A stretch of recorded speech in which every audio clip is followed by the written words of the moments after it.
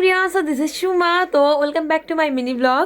তো তোমাদের সবাইকে দীপাবলির অনেক প্রীতি ও শুভেচ্ছা রইলো। আর আমি এখন পুরো রেডি হয়ে গেছি, যেহেতু আজকে কালী পুজো। আর কালী পুজোর দিন আমার একটা ইনভিটেশন আছে, যেটা হলো আমার স্কুল ফ্রেন্ডের বাড়িতে কালী পুজোর ইনভিটেশন। তো সেখানে যাব। এবার আমার যেহেতু বাড়িতেও আসতে হবে, বাড়িতেও পুজো আছে, তো সেই জন্য আমি তাড়াতাড়ি গেছিলাম, জাস্ট দেখা করে চলে আসবো। যেহেতু রাতে বেলায় অনেক রাতে পুজো শুরু হবে, তো আমি সেখানে পৌঁছে গেছিলাম ওই 6টা নাগাদ। এবার যেহেতু আমি 7:30টার মধ্যে ঘরে ঢুকবো, তাই তাড়াতাড়ি পৌঁছে গেছিলাম। অনেকটা দূর আমার বাড়ি থেকে ওর বাড়ি। তো যাওয়ার পর দেখি কি সুন্দর মাটার মুখটা, একদম পুরো বেবি ফেস লাগছিল। আমার তো ভীষণই কিউট লেগেছে মুখটা। তোমাদের কেমন লাগলো অবশ্যই জানো। আমার তো খুবই ভালো লাগছিল। তো ও ভীষণ রিকোয়েস্ট করছিল থাকার জন্য, কিন্তু আমি থাকতে পারিনি। তো সেখান থেকে আমি চলে এসলাম। অ্যান্ড দেন আমার সুইটির আবার খিদে পেয়ে গেছিলো। ओ भाई मारो मुझे मारो मारो। তো আমি এখান থেকেই সুইটির পেট পুজো করাই। তো এখান থেকে পেট পুজো করানোর পর আমি এখান থেকে যাব পুরো বাড়িতে। আর আন্টিদের বাড়িতে আজকে বড় করে লক্ষ্মী গণেশের পুজো হয়। তো আর আমি বাড়ি ফিরেও দেখি পুজো এখনও কমপ্লিট হয়নি, ঠিক টাইমে পৌঁছেছি। অ্যান্ড দেন পুজো কমপ্লিট হওয়ার পরে আমার অবস্থা এটা, প্রত্যেক বছরের ন্যায় এবছরও মানে আমি এখানে বসলে আর উঠতে পারি না। তো তারপরে এখানে আমরা 8টা থেকে পুরো 10টা অবধি প্রসাদ আর খিচুড়ি দিলাম। অ্যান্ড খিচুড়ি টিচুড়ি দেওয়ার পরে প্রসাদ তো শেষ হয়ে গেল। লাড্ডু 400 পিস লাড্ডু ছিল।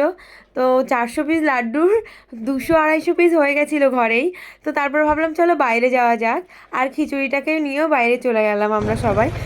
দেন রাস্তায় গিয়ে আমরা খিচুড়ি বিতরণ করছিলাম। দেখো জাস্ট লুক লাইক দিস।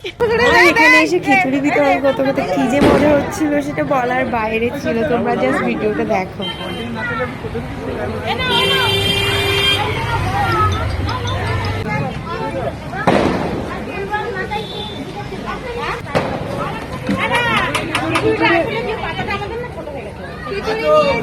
আসেন খিচুড়ি খাওয়া যায় একজনকে দে, একজনকে দে। আমাদের মেয়েটাকে বলছি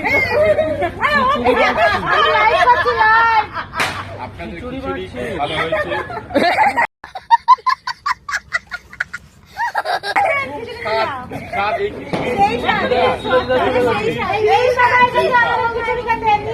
আরে দিদা স্কুলে চলে গেছে।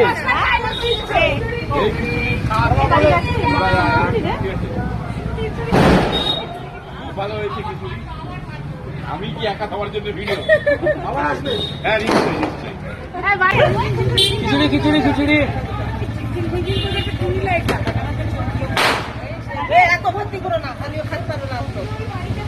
মণিমা করেছে।